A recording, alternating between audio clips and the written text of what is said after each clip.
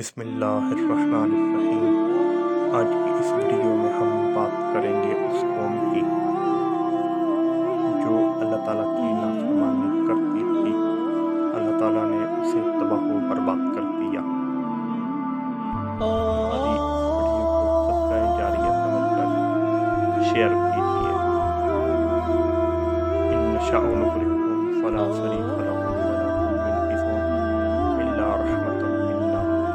ہم چاہیں تو ان کو غرق کر دیں، کوئی ان کی فریاد سننے والا نہ ہو اور کوئی انہیں نہ بچا سکے، بس ہماری رحمت ہی ہے جو انہیں پار لگاتی ہے۔ حضرت نوح علیہ السلام اور ان کی قوم۔ حضرت نوح علیہ السلام دنیا میں چوتھے نبی اور کفار کی جانب بھیجے جانے والے پہلے رسول ہیں۔ آپ کو آدم ثانی بھی کہا جاتا ہے۔ حضرت ادریس علیہ السلام کے آسمانوں پر اٹھائے جانے کے بعد بت پرستی سر عام ہو گئی۔ ان لوگوں کی ہدایت کے لیے حضرت نوح علیہ السلام کو رسول بنا کر بھیجا گیا۔ قرآن پاک میں ارشاد ہے، انا ارسلنا نوحا الی قومہ ان انذر قومک من قبل ان یأتیہم عذاب الیم۔ ترجمہ کنز ایمان۔ بے شک ہم نے نوح کو اس کی قوم کی طرف بھیجا اور اس وقت سے پہلے اپنی قوم کو ڈراؤ ان پر دردناک عذاب آئے۔ اللہ پاک نے حضرت نوح علیہ السلام کو حکم دیا وہ اپنی قوم کو پہلے سے ہی ڈرا دے، اگر وہ ایمان نہ لائے تو ان پر دنیا و آخرت کا دردناک عذاب آئے گا، تاکہ ان کی اصلاح کوئی عذر باقی نہ رہے۔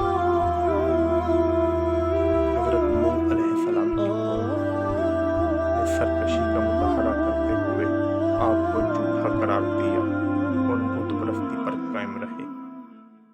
آپ علیہ السلام نے 950 سال تبلیغ کی، لیکن صرف 80 افراد ایمان لائے۔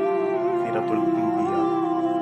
پھر حضرت نوح علیہ السلام نے اپنی قوم کے کفار کے خلاف دعا کی۔ اللہ پاک نے آپ کو کشتی بنانے کا حکم دیا۔ آپ علیہ السلام نے 2 سال میں کشتی تیار کی۔ جب آپ علیہ السلام کشتی میں سوار ہوئے تو آسمان سے لگاتار 40 دن تک بارش برسی اور زمین سے بھی پانی نکلنے لگا۔ جب قوم نوح غرق ہو گئی تو زمین پانی نکل گئی۔ آپ علیہ السلام کی کشتی 6 مہینے زمین پر گھومتی رہی، پھر جوتی پہاڑ پر ٹھہری۔ سبحان اللہ۔